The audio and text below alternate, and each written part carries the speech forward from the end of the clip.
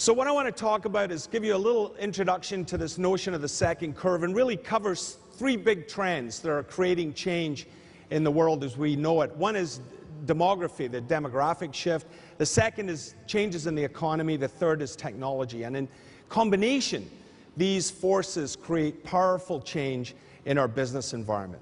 So I'll give you some sense of what's going on and where that will take us for the long run.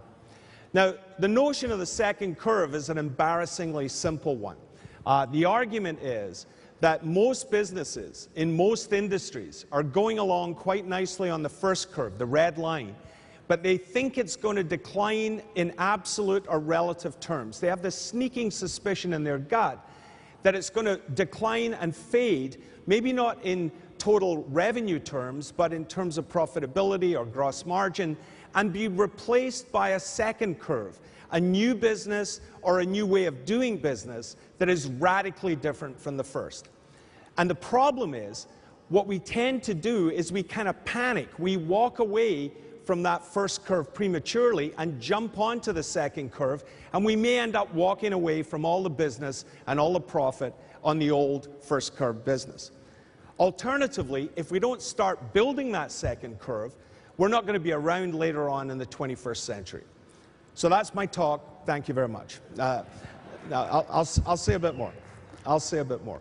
Because it gets worse. Because sometimes if you start to build that second curve, you can be in head-to-head competition either with yourself or your best customers. So it's challenging. You have to manage this process of change. So just to be clear, the first curve is the established way of doing business, most of the current profit and revenue, slowing in the long run. The second curve is new business, new way of doing business, radically different from the first, and where all the future growth is going to come from. Now, the best way to deal with the future is to understand it. And my view is you really have to get inside the drivers of the second curve, the forces creating change. And the first is new consumers who want anything, anytime, any place. They are more skeptical, they're more demanding. I'm sure many of your clients fall into that category, right? The second is that everything, because of new technology, has to happen faster, better, cheaper. The internet has transformed everything over the last 20 years, largely because of Moore's Law. Gordon Moore, the founder of Intel, made the forecast 25 years ago that the number of circuits per chip would double every 18 months. And that has held up and has given us the powerful devices all of you are carrying in your hand today, which have more computing power than the space shuttle or any of the great technology endeavors of the 70s or 80s. And because of the internet, because of electronic commerce, because of the power of computers, things have to happen faster, better, cheaper. And then the third driver is the emergence of new geographic markets, both as markets and as competitors. And many of you, I mean, we have people from all over the world here. And rapid growth in Asia over the last 2 decades. We're seeing it in Latin America and Eastern Europe. Big question mark about whether Islam is going to be a source of future economic growth in the long run. And one of the great quotes I got when I was working in the book several years ago was from Jim Morgan, the Chief Executive Officer of Applied Materials, who said that everything that can be made will be made in China in the long run. Now, that was a bit of an exaggeration, but obviously directionally correct when he said that over a decade ago.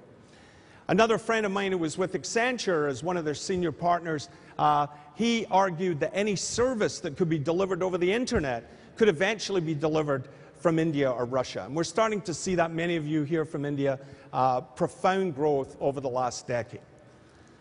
Now, as we look across the world, it's important to understand the demographics and the fact that we have different values. Even though there's kind of common cause around the world, basically Adam Smith beat Karl Marx. We all kind of agree on freedom, democracy, markets as an agent of wealth creation. We believe in peace and security. But there are differences, even amongst the developed countries, in terms of the role of government, for example. I mean, some countries believe in the role of government more than others. We have different attitudes towards guns and capital punishment. You know, I'm married to a Canadian. Canadians are different from Americans. They describe themselves as unarmed Americans with health insurance, you know.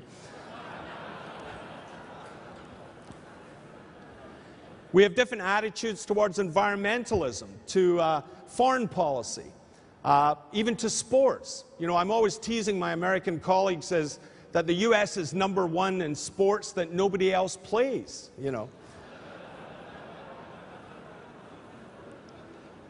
As the great British philosopher John Cleese once said, at least when we have a world championship, we have the good manners to invite people from other countries. Right.